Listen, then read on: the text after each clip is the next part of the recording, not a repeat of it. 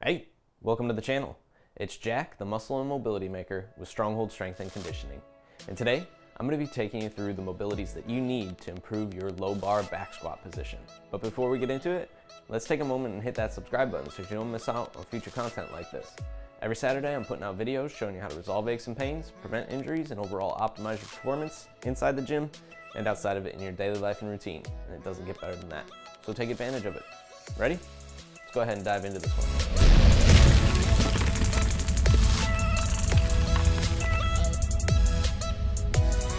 Alright, like I said, today we're going to be showing you the mobilities that you need to improve your low bar back squat positioning.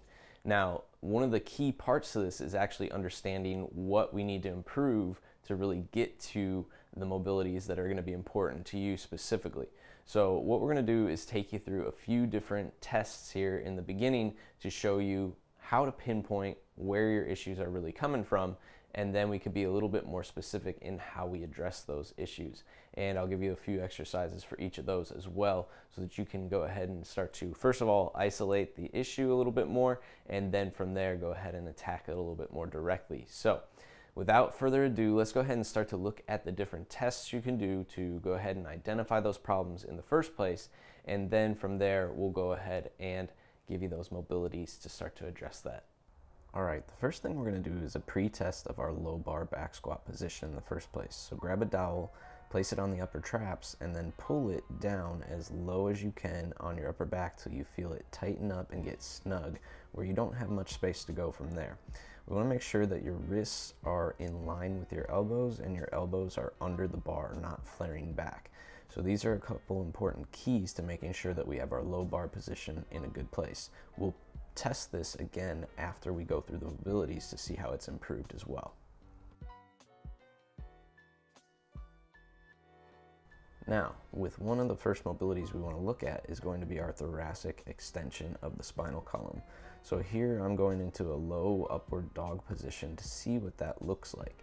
I want to make sure that I not only have the range of motion, but I also have the stability here. So what I'm doing is toes to the floor, pelvis down, and abdomen down to the floor. And I'm extending through my thoracic spine in that. Now we can also take this another level further and look at the actual stability in this position, placing that dowel in our low bar position, and then pulling up from there, seeing if I'm able to hold this position without any support from the arms in that.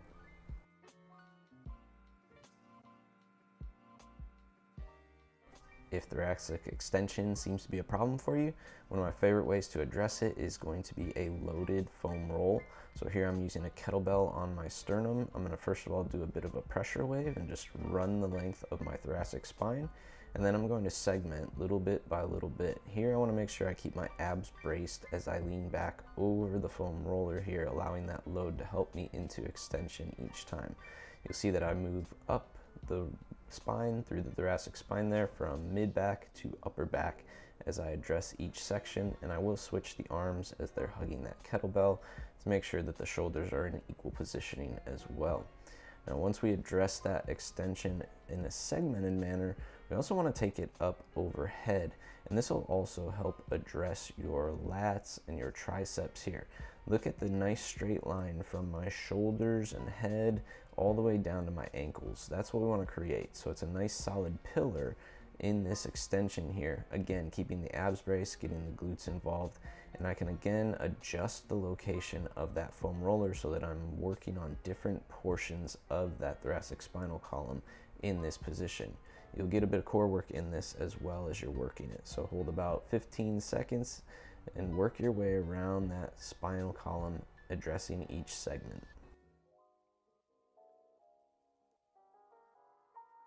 The next place we want to look is your shoulder internal rotation. So here I lift up my butt, place my arm under my low back, and then I'm bracing the abs as I lie back down on that arm so it's pinned under.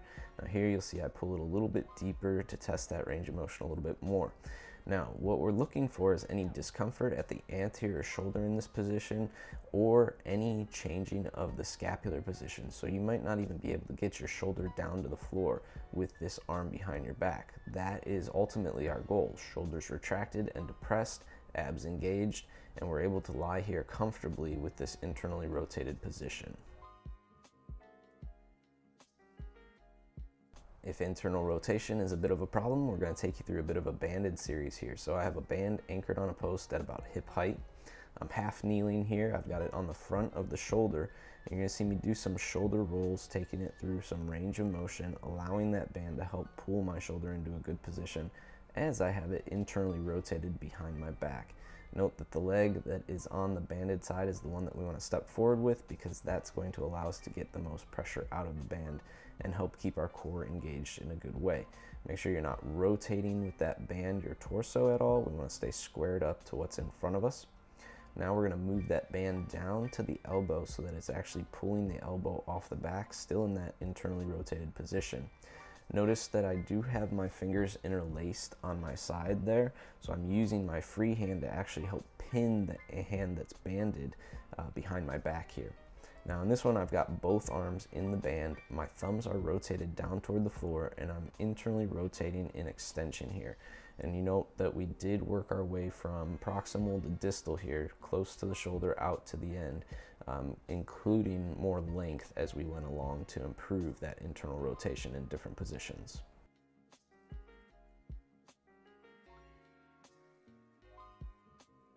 After we look at that internal rotation mobility, we want to look at your external rotation capabilities here. So here I'm using a wall slide position to really determine my external rotation capabilities. I might be able to get those forearms to the wall with my elbows up at my shoulder height, but what happens when I start sliding down and getting those elbows pulled into my ribs? How far does my forearm want to pull off the wall? If I can't get my hands in line with my rear delts when I'm down there, I'm going to struggle with my low bar position. So that means we need to work on my external rotation of my shoulder to help improve that position. And this can be a simple one you can do to even do that in the first place.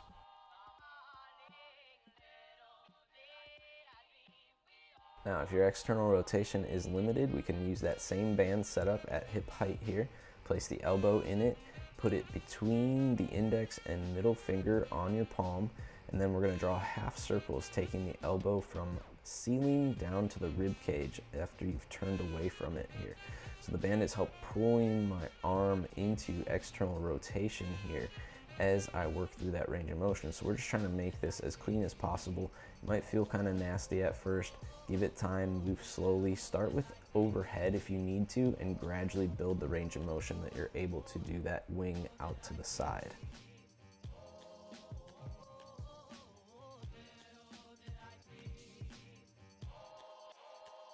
Next, I'm using a mini band here, but you could also use a regular pull-up band, do a figure 8 with it, and then fold it in half so it's doubled over itself to make yourself a little more room here. So this is pretty tight on me, but it's helping pull me into that low bar position using that contract, relax, so a little bit of reciprocal inhibition here.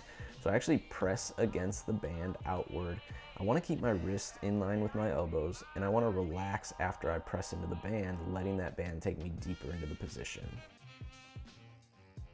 And then one more for external rotation here, anchoring a band at hip height. This is a light band.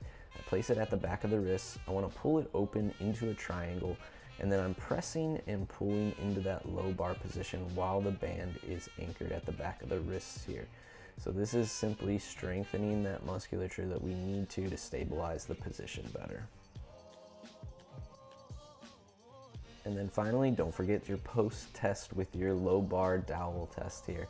Make sure that you check out how that range of motion is improved immediately after you've done these mobilities to see the space that you've created at the shoulders and your ability to actually open up and create a little bit more depth of that pull into your rear delts and that posterior shoulder to make a nice flat shelf to support your back squat in the low bar position.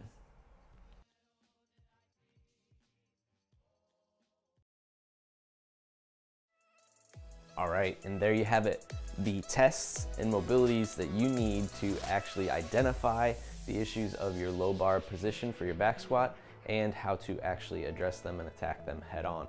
If you like this video, make sure you let me know by clicking that big thumbs up down below, and take a moment to share this one with a friend. Maybe they're working on getting a better low bar position. Pass it along their way so that they can also benefit from it. Now, if you're somebody who's been training and you have aches and injuries that are holding you back from your training, or you're simply limited in your mobility to an extreme extent where you're having a lot of issues with your shoulders, getting into a good position, whatever that case might be, and you're ready for a direct solution, what I want you to do right now is drop down below in the description to fill out a coaching application and schedule a mobility blueprint call. This would be our opportunity to jump on a Zoom call together so that I can first of all take you through a bit of an assessment and gather the information I would need to tailor a program specific to your needs. And then from there, I'll lay out for you in full detail what that program would look like and answer any questions that you have about our coaching process. And if that sounds good, go down to that description right now, take a moment, fill out that application, and schedule that call so we can get you moving in the right direction. Last but not least, if you have not already, make sure you take a moment and hit that subscribe button so you don't miss out on future content like this. Every Saturday, I'm putting out videos showing you how to resolve aches and pains, prevent injuries, and overall optimize your performance inside the gym and outside of it in your daily life and routine. It does not get better than that. Welcome to the Stronghold Army. We'll see you next week.